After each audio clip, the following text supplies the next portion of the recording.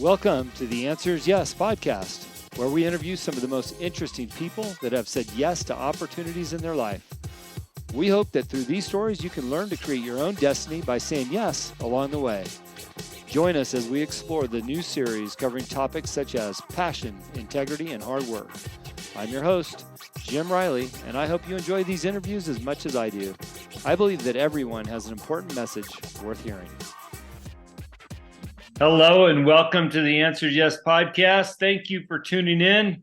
I've had a number of wonderful guests lately. I know I've said that. I just am constantly thrilled with the people that have reached out or that I've connected with to be on the show.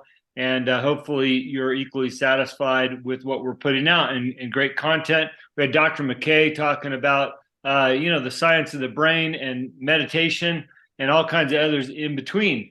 And by the way, if you've noticed in our feed, Rod Kuntz, my partner, and I have started a second podcast called the Young Entrepreneur Syndicate.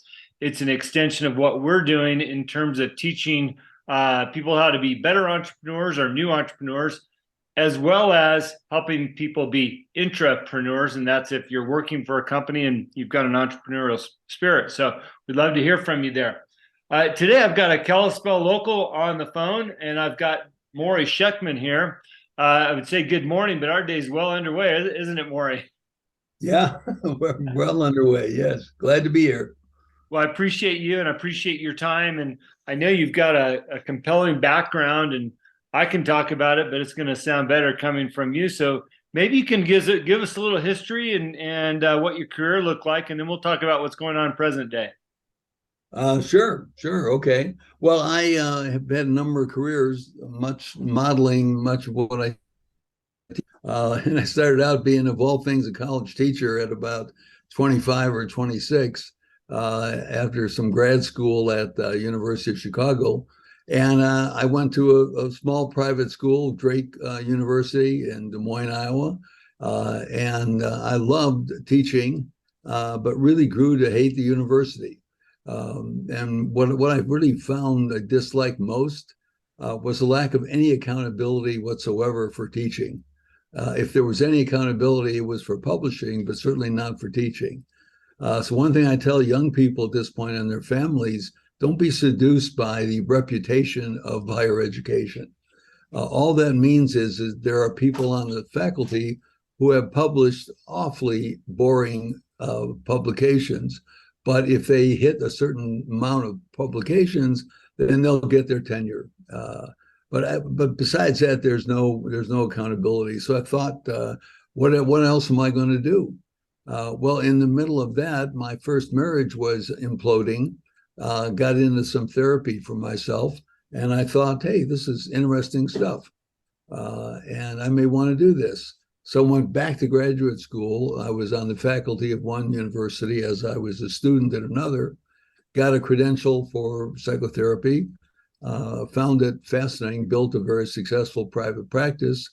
And in the midst of building that, I had attracted a number of business people who were doing well, but wanted to do better, and they had personal issues getting in the way. So I thought, hey, this is a good opportunity to make another transition. So I made a transition at that point to doing essentially almost doing corporate psychotherapy.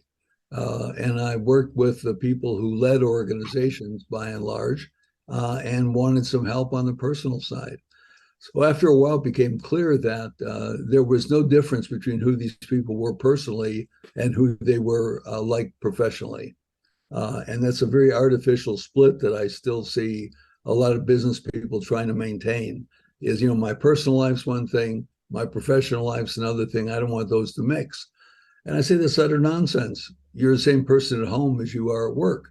So the same values are there no matter what venue you're in. So I started really developing a practice around merging together the personal, professional lives of decision makers. And I've been doing that for quite a while.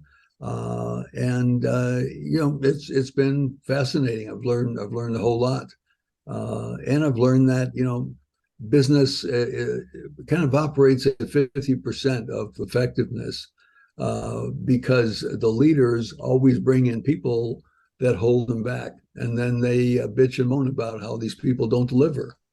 And so that's, this really came to me in one lunch I had with a potential client who headed up a major company. We sat down at lunch and I said, why are you interested in working with me? And he said, well, I really need some help with my CFO. He just doesn't get me reports on time. My COO is a conflict avoider. And I said, can I ask you a question? And I said, sure. Who brought these people in to work for you? And he said, well, what do you mean? My HR people? No, I mean, who said you're on board with me? Well, I did. Okay, I got another question for you. Do you want to find out why you bring in incompetent people to make your life difficult? He said, wow, you mean I'm the problem? I said, absolutely. There's no Martians out there bringing in these people. You're bringing them in. And what I can help you look at is why are you reproducing in your work the disappointments you had in your young life? Because that's what executives do. That's what business owners do. They just needlessly complicate their life. I've often said that businesses are run by 5-year-olds in suits. Okay? And what I mean by that is everybody who runs a business, the only obstacle they have is their own baggage. It is not the market. It is not all these terrible people trying to bring them down. They bring themselves down. Most businesses that go out of business commit suicide. They're not murdered. So that's what I've been doing the last few years is this type of unique consulting with people that own or run businesses. Morrie, if you don't mind, could you give us a little bit more of an example of these leaders bringing in people that reflect their childhood or their issues? Because I understand what you're saying, but I'd like a little bit of a clearer description, because I know this is so common. I've seen it, and I've never put my finger on the description of it, which you've done. I want to hear a little bit more detail. Sure. Well, a good example is what business owners do or CEOs do around very good salespeople who are just hell on wheels in the office. And I say, well, all I've heard since I've been here is what a miserable jerk your top salesperson is. And my client says, yeah, he's a difficult guy to get along with. Well, why is he still here? Well, he brings in a lot of money. Oh, so you're being blackmailed by a neurotic salesperson. Okay. So he brings in a lot of money and he gets to act like a jerk with your staff. What should I do then? Says the client. Say, why don't you go looking for a good salesperson who's not a first-class jerk? Well, I don't know. There's really not a lot out there. Hey, this is a country of 300 million people. Don't tell me you can't find a top flight salesperson who isn't difficult to get along with. Isn't it interesting that we will settle for less in our values department, our ethics department, for a quick buck? Because the reality is, and I'm sure you could talk about this all day long, that salesperson who's a jerk basically is going to be like cancer with the rest of the staff, because they're not going to be happy. So you've got probably 19 people not performing because of one jerk.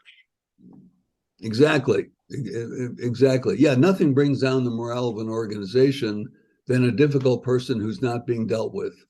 Yeah, without a doubt. And then this is played out again and again by decision makers. And there are two theories that I teach my clients. There's the theory of plenty that said there's essentially an infinite number of people who you can work with well and do quite well with. The theory of scarcity says there are very few people who I can count on and depend on. So I'm going to grab the first one possible, regardless of how bizarre their behavior is. And we learn the theory of plenty and the theory of scarcity very early in life, probably by the time we go to elementary school. And our parents teach us that by the way they behave. So do our parents take the first thing, regardless of how bad it is? Or do they say, no, let's wait a while till we get a good opportunity? that stuff is almost osmotically transferred to us as children. Mhm. So we learn it, and then we spend our adult life playing it out. And I see it again and again and again. At this point, I've worked with 1,600 companies, and it's rare to walk into a company that's not being blackmailed by some neurotic employee. Yeah. On your website, I just love the tagline, keeping smart people from doing stupid stuff. And Right. it doesn't get any more black and white than that. And, I think what you're referring to is there's a lot of commonality in people doing dumb stuff, whether they know better or not. And hopefully they're using the tools that you're providing them to get smart again. Yeah, yeah. That's what. First, they have to own up to the fact that they're doing stupid stuff, and they can't get, if they get real defensive about it. There's no point in my going any further with them.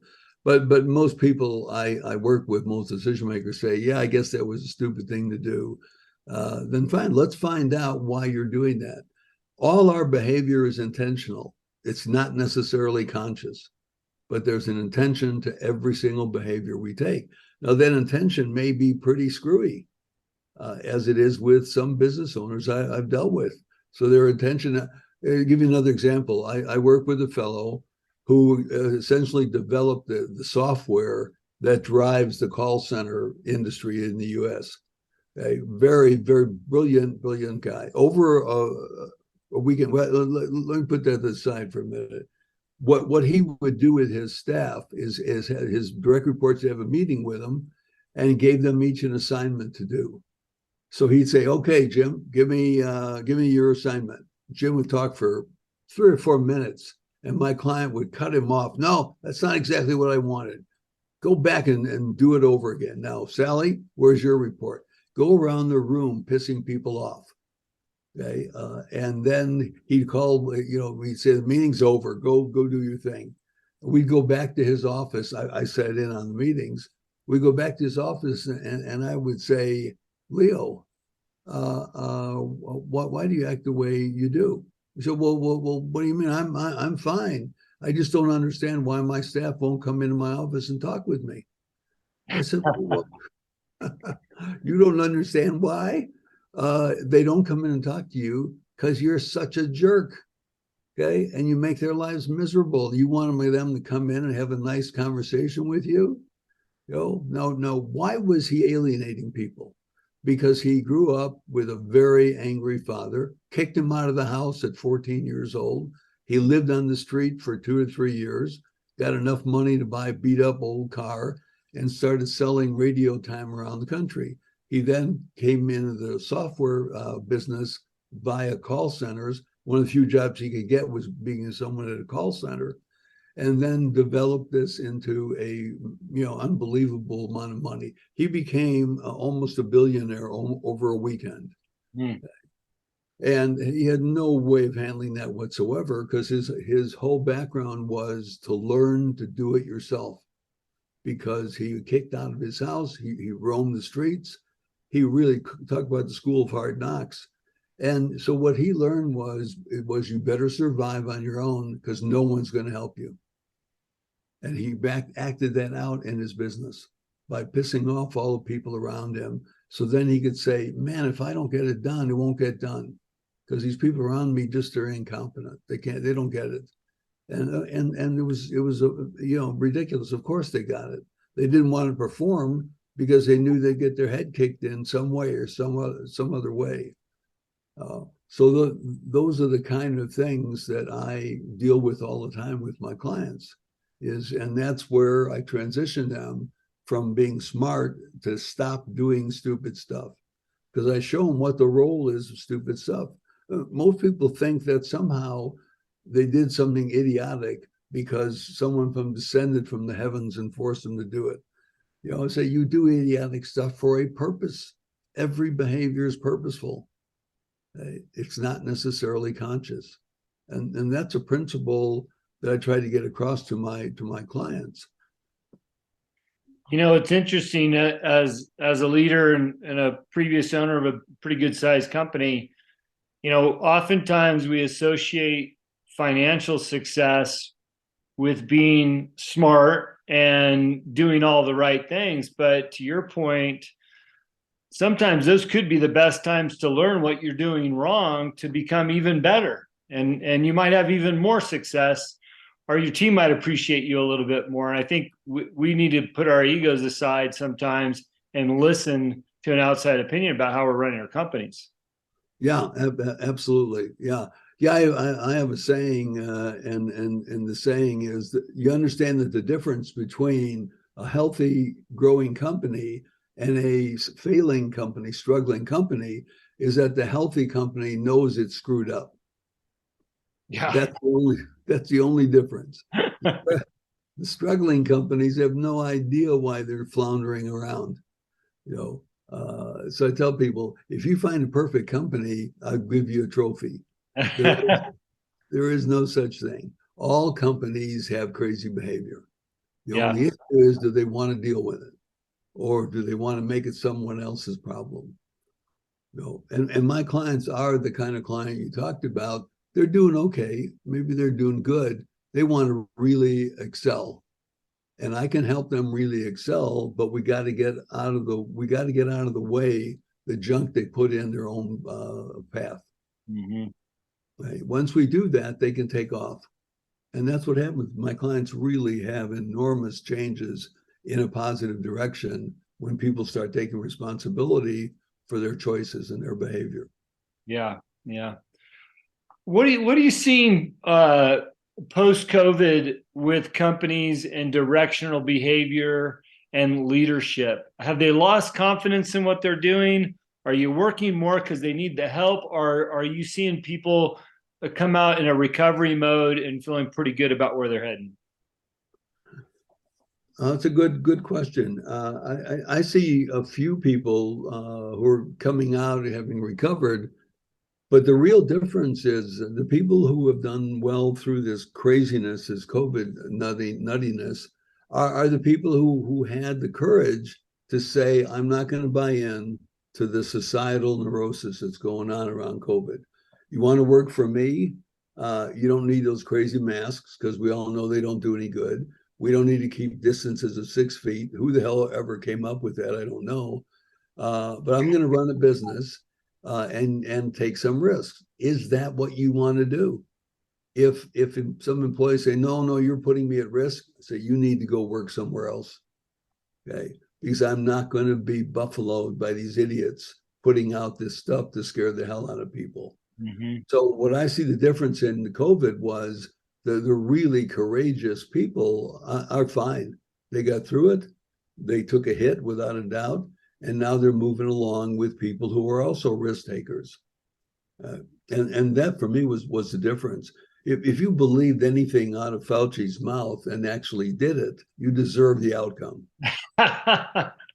Well, I heard on the news this morning he's still spouting his mouth off, and I appreciate your Oh, honesty and candor on the show, because we feel the same. And I've interviewed a number of people that have come not only through but to the other side of this COVID nonsense very successfully, myself included. I've had 3 wonderful years in business, almost to the point of guilt. But I wasn't going to be bamboozled by what they're saying. And with that being said, Morrie, what do you see over the next couple of years? Because we still have an administration in office here running the country that supports that bamboozlement by Fauci. What are you going to be telling business leaders once you fix the stupidity first? well, what I tell them is we're living in a high risk culture that's getting riskier by the moment. Okay? And what I mean by high risk is this is a climate where you can actually start from scratch, do something new, take your hits, and be successful without being held back by all the crap from government regulation, all that stuff. So what I'm saying is you need to absolutely change your view of how you operate. Okay? And if you're willing to do that and take the risks, you'll most likely succeed. Uh, but people ask me all the time, how did we get in this mess that we're in as a country right now? Well, the reason for it was it got too good for a number of people. Okay, they were rewarded for taking risks. What did that do for the other people? Really pissed them off. Okay. And it started all kinds of activist movements, which were really ways of saying, why don't I have what you have? And the answer is because you're a low risker. That's why you don't have it. You want to have what the successful people have? Elevate your level of risk.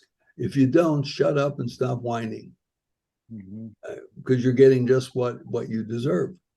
So and I don't think we've done a good job in this culture of explaining that what America is about taking risks. It's not about working harder. No one works harder than some of the countries that I've worked in. Hard work alone will just get you exhausted. Okay? Hard work with a lot of risk will get you successful. But we live in very, very high risk times, and it'll get riskier all the time. So what's going to happen with businesses? They're going to decentralize. That's real clear. The big mammoth organizations have become dysfunctional. I've dealt with some of the biggest companies in the world, and it's as frustrating as dealing with the federal government. They develop their bureaucracies, there's layers, and you can't get anything done. So what we're going to see is these big companies will take themselves apart, and hopefully they'll start rewarding the riskiest people with jobs. But essentially, it's not going to be the way we've always run businesses. It's going to be broken down, and people will start more and more of their businesses. I always talk about taking risks, and I have my definition of that. But could you be a little bit? Let's just say we've got a listener who says, "Okay, Morrie, I'm ready to take some risks." What does that look like? What does the risk look like that you're referring to? I know what my version is, but I'd like to hear yours. Okay. Yeah. Risk takers generate conflict to produce intimacy with the workforce. Okay. Now that sounds kind of crazy. Okay. What conflict says is, I'm disappointed in you, and I'm going to tell you how I'm disappointed. Now I want to get your feedback, and we need to resolve this, but something has to change. One of the hallmarks of high risk people is they don't avoid confrontations. They take them on. They're difficult. They're uncomfortable. But high risk people say that's a small price to pay for me going to work every day and enjoying what I do. So high risk people take on conflict, take on confrontation, and they push the limits of everything they do. Okay? Those are high risk people, and they put relationships at risk all the time. And it's the same thing in people's private lives. I work with CEOs, and they'll tell me, I say, "What's going on at home?" "Well, I have an okay marriage." "Well, what do you mean you have an okay marriage?" "Well, actually, it's pretty miserable." "Then why the hell are you staying in it?" "Well, what do you mean I can't get divorced?" "Really? You can't get divorced? Is there a law against you getting divorced?" No, what you're doing at home and putting up with an intolerable marriage is what you do in your company. Don't have any doubt about it. So if you put up with crap at home, you put up with crap at work, and vice versa. So high risk people are always leveraging relationships. Okay? Always saying you need to grow.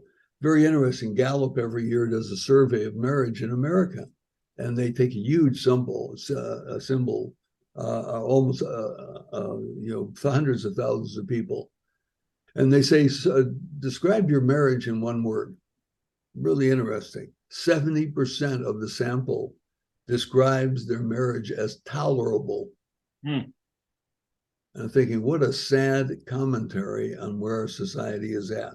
Yeah. 7 out of 10 people say their marriage is tolerable. Well, guess what? Their companies will be run that way too, because you can't separate the two out. So that's what high risk people do. Low risk people's number one goal in life is to get security and predictability, and they'll sacrifice their values and at times their health to get it. Years and years ago, I mean, my first book was all about the disappearance of external security. It doesn't exist anymore. No one's going to take care of you. You're going to take care of yourself. And if that's too much for you to swallow, you will get more and more and more marginal to this culture. And you'll do crappy work and bitch about it. Seems like our entire country's that way right now. they they're happy to give up all their securities just to be taken care of. You know, more I talk a lot about in my own world. Well, I've got this line: surfers make better CEOs. And what that means is if you analyze a surfer in the water, big wave coming in, a surfer is going to make a decision to ride that wave or not. Regardless of what they do, they're going to live with that decision, right? So if they hop on that big wave and they crash and burn, they're going to live with those consequences. And more than likely, they're going to have to try to survive the whitewash, taking them into shoreline or pulling them under, right? So they're going to live with the consequences, hopefully learn from that experience. Now, if they catch the wave and it goes off perfectly, they've succeeded in their endeavor, right? And I think surfers make better CEOs because when they're in the boardroom, they're not afraid to take a risk, make a decision, and live with the consequences either way, right? And so my version of being a risk taker is much like that. I was a surfer most of my life and also a race car driver. My risk was putting my life on the line in a race car as opposed to what may or may not happen in the boardroom. So I'm quick to make decisions, quick to reach out there and take that risk. And I try to implore more people to do that because, oftentimes the worst that's going to happen is you're not going to die. Hopefully you learn a lesson, you paid some dummy tax, and you can move on, And I think that's much needed now for people, as you have suggested, take some risk and take advantage of this environment that we're in right now. Mm-hmm. Right. And learn why risk is so scary for you. Mm-hmm. Because you can't undo it until you understand how it developed. And I say the same thing that you just said. People say, well, what if this opportunity just blows up on me? Well, will you die, you think? No, I won't. Okay, you'll find something else to do, and hopefully you'll learn from why it blew up. Yeah. Right. But we're at a crisis point in the culture right now because the low risk people have so effectively lobbied politicians that the politicians begin to think their roles to make everybody comfortable. Comfort and mediocrity go together. Yeah. If comfort is your goal in life, you'll be mediocre. Okay? And the successful people have a great tolerance for discomfort. Um, we won't talk about age on the show for either one of us, but you've been around for a while. Is these times unlike anything else you've seen in your lifetime as it relates to mediocrity? I mean, I know there's specific things that have happened in the last few years that we've never seen in history, but in specific terms of mediocrity, have you seen this before? Not as much as I do now, and I've been around a long time, and there's always been some mediocrity, but we didn't notice it that well. There wasn't much light shown on it, and it wasn't as widespread, and that's partly because people viewed work as something was a necessity and that they liked to do. One of the beliefs I run in all the time, particularly among young workers, is work is a kind of intrusion on their life, on their personal life. And they do it to pay some bills, but really, if they could do without it, they would. That's been a big shift in our culture. So, and it's produced a lot of mediocrity, and mediocrity has just taught people to settle for what they have. Mm-hmm. But it's very disappointing because it goes through everything. Well, the customer service, communication within the company, and all of it is to avoid getting upset, avoid upsetting people. I tell my clients all the time, if you're not regularly upsetting the people that work for you, you're failing as a leader. Okay? That's your job. Okay? Because if they don't get upset, you haven't hit a point that's meaningful for them. And we are obsessed in this culture with upsetting people. So I think that's produced a lot of the mediocrity. By all means, don't upset people. Where does that come from? That comes from you being taught as a child, don't upset your mother. Okay, because if you upset her, it takes it out on me. I said that this morning, Morrie. Come on. Yeah. It's amazing. Of all the companies I've worked with, I can't think of a single CEO who understood immediately what I was talking about. And we had to talk about it for a while for him to get the idea and to discover that he lives in terror of upsetting the people that work for him because he's sure they're all going to walk out. And I say, don't underestimate the resilience of people. You know, successful people are highly resilient. They get hit on the head a lot and they come back and bounce back. Unsuccessful people take their cookies and go home when it doesn't work out. Yeah, it's interesting. I ran into a fellow the other day at church. He knows I'm on school board. He's a parent in our area. He says, Jim, I don't know how you do it, man. These guys come in and they're attacking you and you just keep going. I said, it's because I'm in business. I've been in business all my life. If I got upset every time somebody attacked me, I wouldn't be in business anymore. I'd be poor.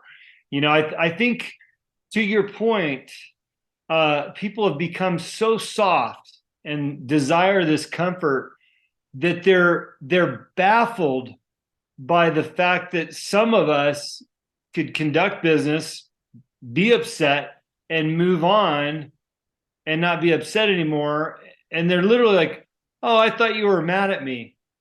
No, it was just business. We're trying to get through something here together. You know, like I'm not mad at you. That's the way these things work. We have conflict, we resolve it, and we move on. People want to hang on to that. You know, they want to hang on to being upset and you know not understand that that's what it takes to get through things. Yeah, yeah, right. But I would add on to what you just said that when the person says, "Well, are you mad at me?" I say, "I'm very disappointed in you and your performance." Mm-hmm. So if that feels like I'm mad, you're right, because I'm thoroughly disappointed. And now you have a decision to make. You want to change your behavior, so I'm not disappointed in you all the time. Those are the kind of discussions leaders, by and large, avoid. Yeah, they hate the idea of bringing in their COO and saying, "I'm just disappointed in your performance. It's got to change." Right? And the guy's just crestfallen. You know, well, you got to deal with that. You know, the number one problem young people have in the workforce is they are devastated by disappointment in them. That's the biggest problem we have in the workforce now. I deal with companies where the HR person brings a young, very articulate, very knowledgeable young person in and says, let's go through your performance. And when they get to the part of his performance that's lacking, these young people just lose all the color in their face. Many start crying, and a number of them don't ever come back to work. You know, and I hear that from that all the time from leaders I work with is we had some young people just walk out because they were told they were disappointing. Thinking, wow, that's really sad. Yeah. You know, and yet that's how we are to blame. We raised children and buffered them from disappointment. We protected them. And they got so well protected that they get crushed by disappointment. And that's very sad to see. You know, because they're talented, but they can't deal with any disappointment at all. Let me ask you a different question. You talk about CEOs having different personalities at home than on the job, and you work with them to be the same person in both places. Right. What is your opinion on, you know, because we live in a very connected world now, and you know what I mean by that. What is your opinion about bringing work back home? Do you recommend that people shut the door at 5 o'clock, or is that just the world that we live in now? Right. Where things are very fluid. Yeah. Oh, great question. It's utter nonsense to when people tell me I don't bring work home at all. I shut the door. That's it. 6 o'clock. I'm finished. To say, you know what garbage that is? You bring work home in who you are and what you believe. So don't tell me you leave it at work. This whole nonsense about leading balanced lives is the biggest load of crap ever sold to a society. We lead blended lives in America. What does that mean? Okay, it means that you integrate your work with your home life and your home life with work. So what we're after is you having a blended life. You try to have a balanced life in America now, you will burn out and have early heart disease. Ain't going to happen because work follows you everywhere. How do we know that? Because you're taking a computer home, right? And there's no way to stop the flow of information. So it's utter nonsense to think that you don't take your work home. You take it home, it's with you all the time. Now, the real issue is, can you put a wall up at certain times and say, okay, it's 6 o'clock, 7 o'clock, whatever. I'm not going to look at the computer anymore because I really want to relate to my family. Great. And that's your choice to do. But no one's keeping you from doing that. Work never destroyed a marriage. Okay? The inability to set limits destroys a lot of marriages. Or keep people in marriages where they're protecting a spouse. I dealt with a lot of couples. My wife and I do workshops with couples. And I remember we saw a couple once of a guy who ran an international company, was on somewhere in the world all the time. And when they sat down to work with us, she said, I don't know, what to do anymore in this marriage. He's never around. He doesn't listen to me, etc. And she was going on and on. And I said, why do you think he doesn't pay much attention to you? Okay. And she said, well, I don't know. I tell him everything that I've done during the day, and I'll say, well, you know why he doesn't pay attention to you? Because you're boring. And he's not boring. And a shame on both of you to not take that issue on. Okay. That instead of him telling you he's not interested in how many stops you made with the car today and where you went shopping, you could tell him some interesting things about how you feel about your life. Right. And I told the man, you're almost criminally negligible to let her have that boring a life without challenging her. Wow. What a great point. And a beautiful description of who we have become as a society, living blended lives, because that's so true. Even if if you were capable of shutting the business door at 5 and coming home, you're still going to bring home the tension, the disappointment, or the excitement of a fulfilling day. And your spouse or your family, hey, how was your day, dear? You've immediately reblended it. You might as well embrace it and understand what it's all about and develop, as you've suggested, some parameters in which you turn it off and turn it back on based on your own family needs and your own needs. Right. Yeah, and there's a subtlety to that. Even the person who turns it off at 5 or 6 or whenever, that doesn't mean they're emotionally available for the relationship. Right. So what we've confused in this culture is doing things with people as opposed to being emotionally available to people. Mm-hmm. I remember when our kids played soccer, we go to the soccer game and there are a whole bunch of guys on the sideline supposedly watching their kids play soccer. And you could just see by looking at them that they may as well have been on the moon. They were emotionally out to lunch thinking about other issues. They weren't there to watch their kid. They were there to put in time. And we have millions of men in this culture who are trying to make up for having emotionally unavailable fathers. And they think being with people is what people want. No, people want emotional availability. How are you feeling about your work? When I was growing up, I had no idea of how my father felt about his practice. He didn't say a word about it. And I know he struggled with issues because I overheard him talking to my mother. But what he learned in his growing up was make a lot of money, take care of your family. You don't need to tell people how you feel. It's none of their business. So he was like, he died a stranger to me. I don't really know what that man felt in his life. He was a total mystery to me.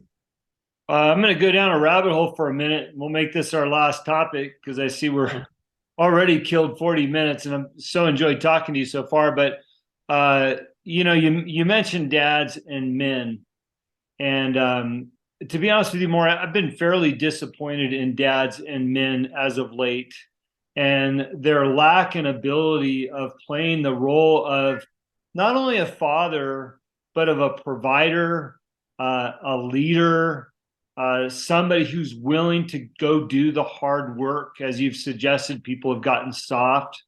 Mm-hmm. What are your opinions, and what are you seeing? Because I've struggled to really try to get some dads involved in just society in general, and it's been baffling to me. And I'd love to hear your thoughts on that. Yeah, sure. Well, I think getting them involved means that they're going to have to start taking some risks. Hmm. Okay. And that's where you meet the resistance to it. Because if they get involved in a world that has controversy, like boards of education, then they've got to take some risk in taking a position and being criticized. So their uninvolvement is a way of protecting themselves from risky behavior and risky interactions. You know, It's interesting you say that, because most of these dads are, they come off as tough guys, right? They got their gun on their hip, and they've been to the training, the jujitsu, and this and that. But when it really comes down to taking some hits, they're unwilling. They're unwilling. No, it's too scary to be that vulnerable. I ask CEOs very often, what do your children know about how you feel about your business? Oh, I tell them about struggles. That's not what I'm asking you. I'm asking you, do you ever sit down with your children and say, let me tell you how it feels to run a company and what I feel good about and what I feel real bad about. But I want you kids to know I'm not a mystery man. Okay. I have the same feelings you do. And that's where the connection is made. I remember when my first book came out, very successful, was doing quite well. And our youngest son was going to school, and people were saying, "Oh, your father is pretty famous now, and that's really interesting. And what does he do?" And our youngest son said, "He flies places and he comes back with money." I thought, what a sad indictment, and that caught my attention. That he doesn't really know what I do. So, Morrie, that reminds me of a quick story that my daughter did. I was working for a client, and it was a 5-figure a month deal, but they paid me in cash. And I'd come home on payday and I'd put it on the counter. And as same with you, probably, consulting jobs last for a period of time, 3, 4, 6 months, and then they're over and you move on.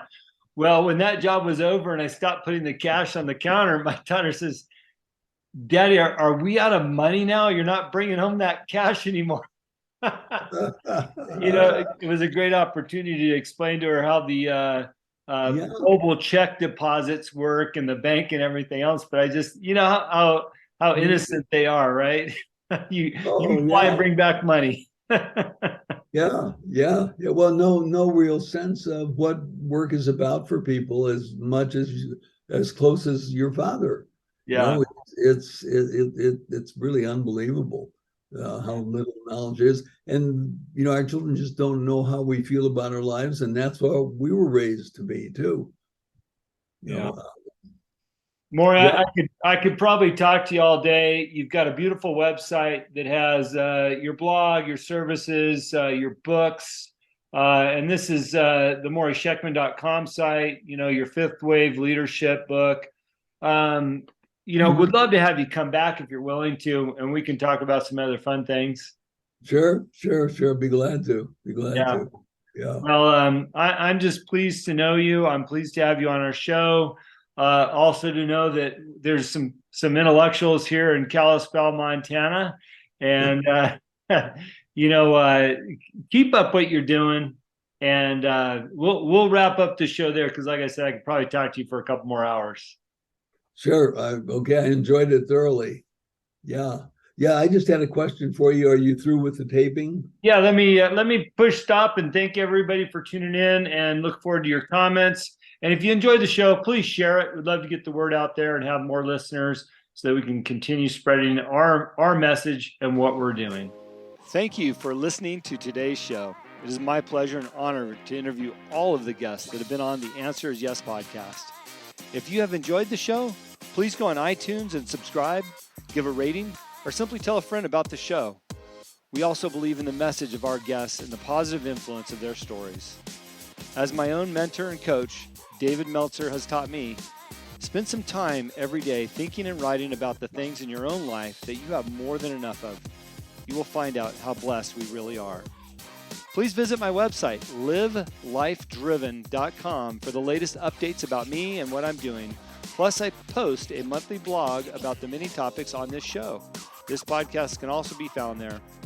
As I learned early on in life, what you believe is what you will achieve. Thanks, Mark Victor Hansen, and thank you, and have a great week.